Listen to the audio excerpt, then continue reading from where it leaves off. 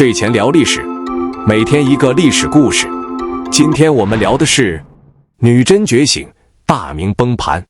把时间的指针拨回公元1616年，大明万历44年。此时的大明帝国，万历皇帝朱翊钧正身居大内，长达数十年的代政让这个庞大帝国的国家机器运转得无比治重。而在帝国东北边陲，辽东大地绵延的白山黑水之间，一座名为赫图阿拉的小城里，正在举行一场改变中国乃至整个东亚历史走向的典礼。这一天，57岁的爱新觉罗努尔哈赤在八旗贝勒和大臣的拥戴下，黄衣称朕，建国号为大金，史称后金，建元天命。从这一刻起，大明帝国在辽东维持了200多年的朝贡体系和边疆秩序宣告彻底破产。一个原本游牧渔猎于森林之中的松散部落，完成了真正意义上的政治觉醒，凝聚成了一部高效、恐怖的战争机器。但如果我们退回30多年前，当努尔哈赤刚刚起兵时，他手里只有祖上传下来的13副残破铠甲。对比当时拥兵100万，GDP 占据世界前列的大明帝国，努尔哈赤的力量微小的连大明边疆的牙缝都不够塞。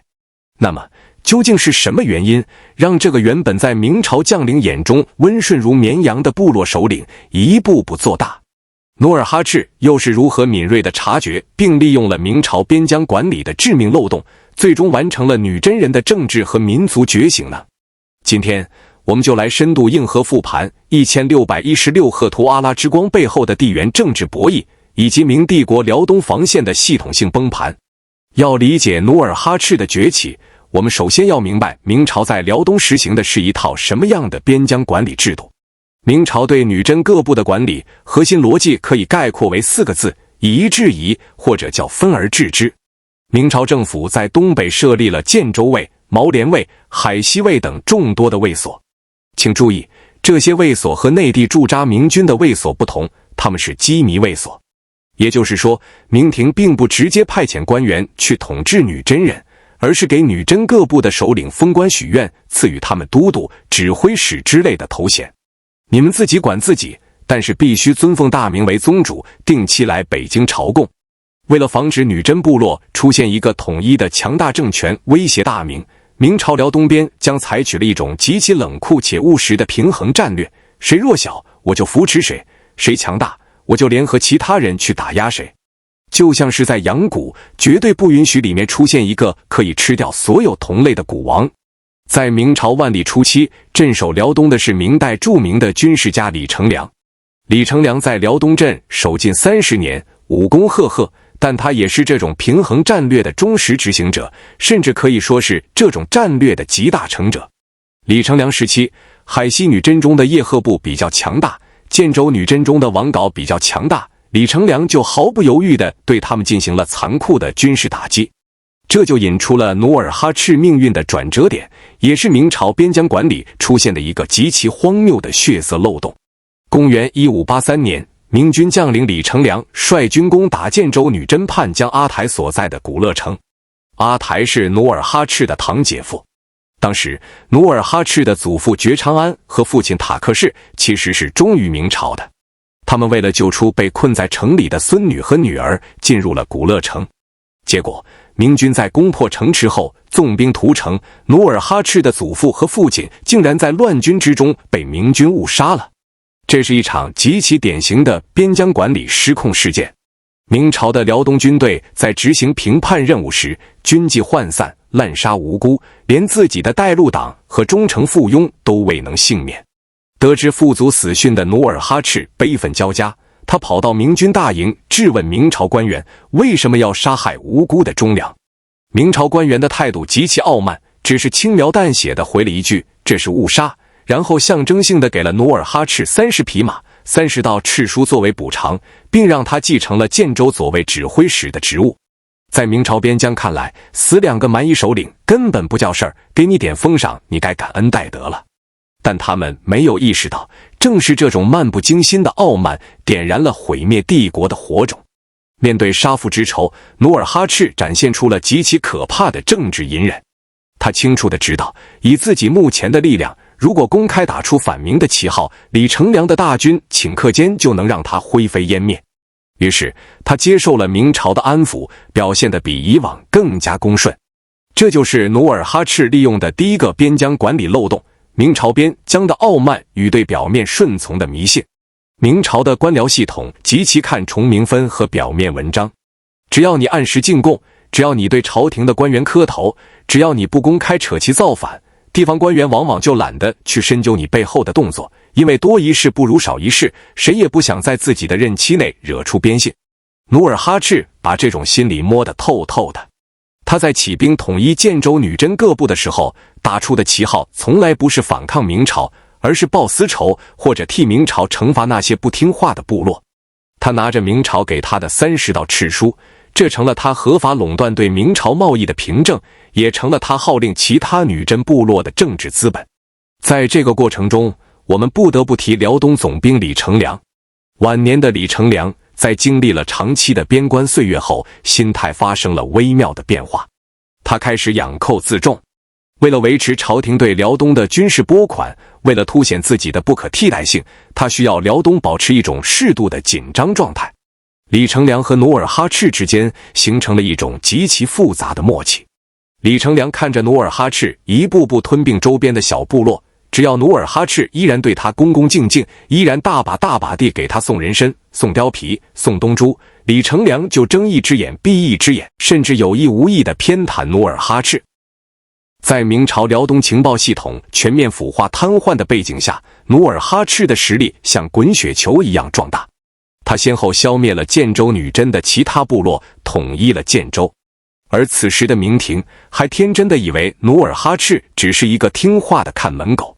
如果说明朝辽东官员的腐败和傲慢是内部漏洞，那么万历年间大明帝国的整体战略重心转移，则给努尔哈赤提供了百年难遇的外部战略真空。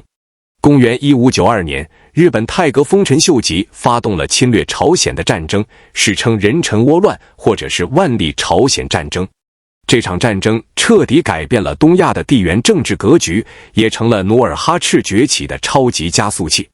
朝鲜向大明求救，万历皇帝做出了抗击日本的正确决定。但是，为了打赢这场战争，明朝从全国各地抽调精锐部队前往朝鲜半岛，其中首当其冲的就是驻扎在辽东的军队。辽东的精锐火器部队、百战老兵成建制的被调往朝鲜战场。同时，辽东的粮草、军饷也被大规模抽调去支援前线。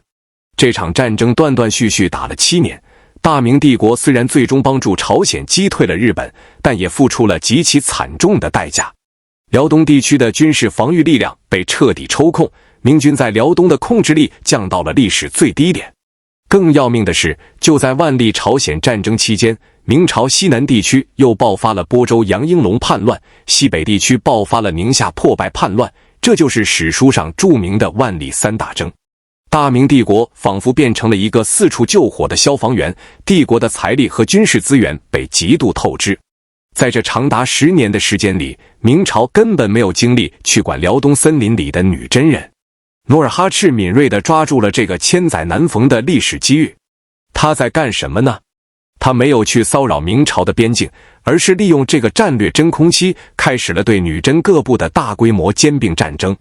他开始攻打海西女真的哈达、辉发、乌拉等部。当明朝好不容易打完3大征，回过神来重新审视辽东时，惊恐地发现，当年那个拿着13副铠甲起兵的小头目，已经变成了一个控制着广袤土地、拥甲10余万的庞然大物。但单纯的军事扩张，并不能让一个部落完成真正的政治觉醒。历史上在东北这片土地上崛起的游牧或渔猎民族有很多，但大多都是其兴也勃焉，其亡也忽焉。努尔哈赤之所以能够建立一个取代明朝的大帝国，是因为他在利用明朝漏洞扩张的同时，完成了极其深刻的内部制度建设。这种制度建设的第一个核心就是经济独立与贸易垄断。明朝对女真的控制很大程度上依赖于经济封锁和马氏贸易。女真人需要明朝的铁器、布匹、粮食，而明朝需要女真的人参、貂皮、马匹。明朝通过发放敕书，严格控制贸易额度，从而达到控制女真首领的目的。努尔哈赤看透了这种经济枷锁的本质，他在统一建州之后，利用手中垄断的敕书，强行控制了抚顺、宽甸等地的马氏贸易。他不再像过去的部落首领那样，把贸易当成一种简单的物物交换，而是把它当成了积累国家资本的手段。他组织女真人有计划地采挖人参，由于女真山区的人参质量极高，在明朝内地是供不应求的硬通货。努尔哈赤甚至发明了煮熟人参以便长期保存的方法，彻底打破了明朝商人对人参价格的压榨。通过对明贸易，努尔哈赤积累了海量的白银和物资。当其他女真部落，比如叶赫部，遭到明朝的经济制裁而陷入饥荒时，努尔哈赤的建州却因为粮草充足、财力雄厚而稳如泰山。经济基础的改变，让女真人第一次从依附于大明朝贡体系的寄生状态，转变成了能够独立运作的经济实体。制度建设的第二个核心，也是努尔哈赤一生最伟大的创造，就是八旗制度。在努尔哈赤之前，女真人实行的是传统的氏族部落制度，大家依靠血缘关系聚居在一起，平时打猎，战时打仗。这种制度极其松散，一旦首领战死或者部落遭遇灾荒，很容易就会作鸟兽散。随着努尔哈赤统一女真的步伐加快，他手下的人口越来越多，成分也越来越复杂，有建州女真，有海西女真，还有野人女真，甚至还有归降的蒙古人和汉人。传统的部落血缘管理模式已经彻底失灵。于是，在万历29年，也就是1601年，努尔哈赤开始整编军队，出设黄、白、红、蓝四旗。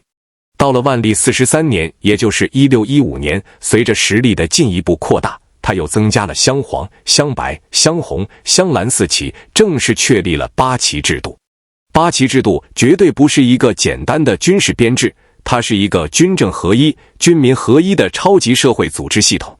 努尔哈赤打破了原有的部落和血缘界限，把所有人编入八旗之中。牛录是基本的单位，300人为一牛录，5牛录为一甲喇，5甲喇为一固山，也就是一旗。通过八旗制度，努尔哈赤将分散的女真人牢牢地绑定在一台严密的战争机器上。出兵时按旗抽调兵丁，日常生活中按其进行生产、分配战利品、管理户籍。这种制度极大地提高了女真人的动员能力和组织效率。它让女真不再是一个个各自为战的部落联盟，而是一个有着极强向心力和纪律性的近代化国家雏形。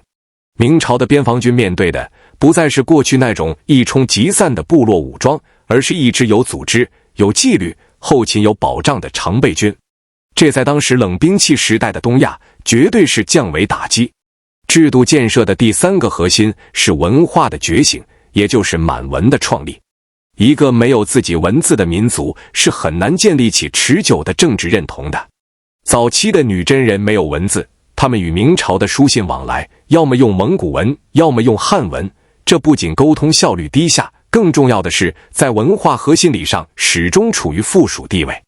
公元1599年，努尔哈赤命令手下的学者额尔德尼和噶盖借用蒙古字母，结合女真语音，创制了女真文字，也就是后来所说的无圈点老满文。文字的诞生，对于女真人来说，无异于普罗米修斯到来的天火。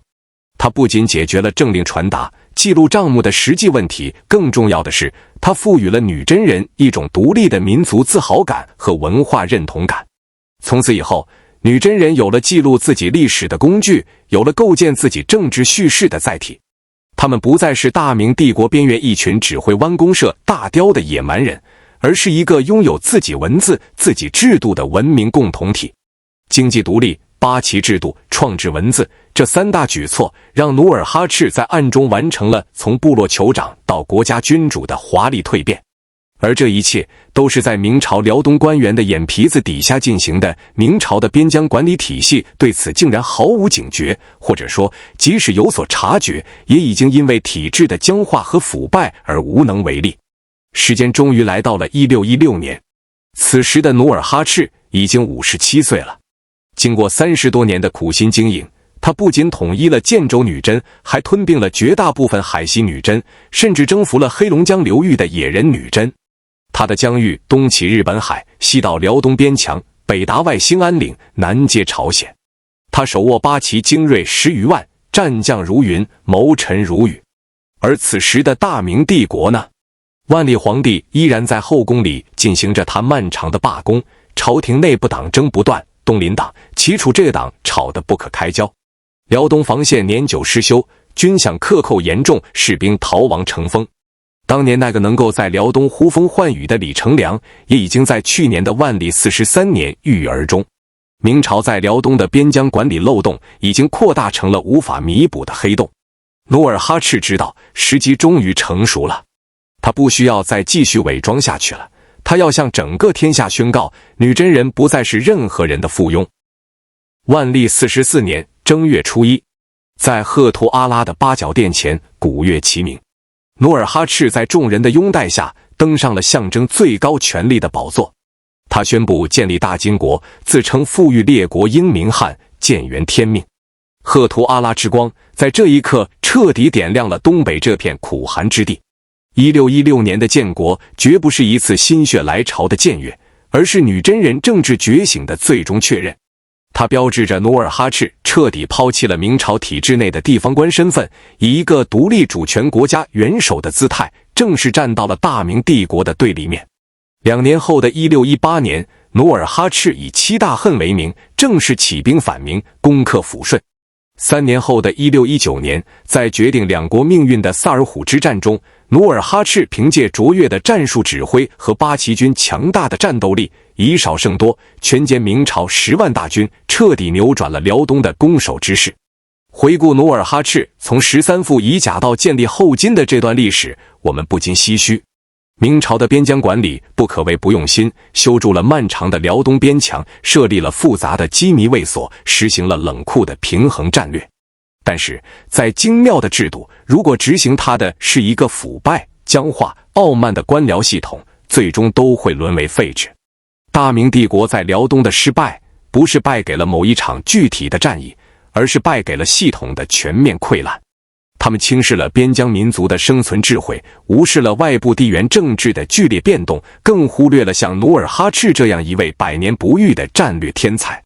努尔哈赤就像是一个最高明的黑客，他敏锐地发现了大明帝国这台庞大服务器在辽东防火墙上的每一个漏洞。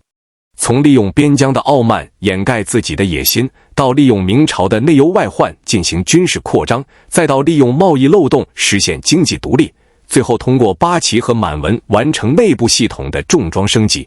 当大明帝国最终察觉到这个病毒的严重性时，他已经从系统底层彻底接管了辽东的控制权。1616年赫图阿拉的那场登基大典，不仅仅是一个新政权的诞生，更是对大明帝国边疆政策敲响的丧钟。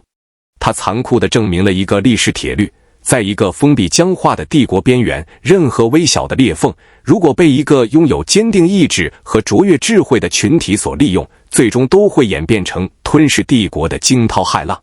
历史的洪流滚滚向前，大明与后金的铁血碰撞才刚刚开始。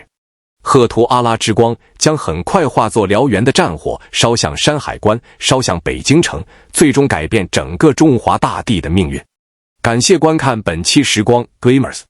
如果你也想拾起这段历史的碎片，请在评论区告诉我。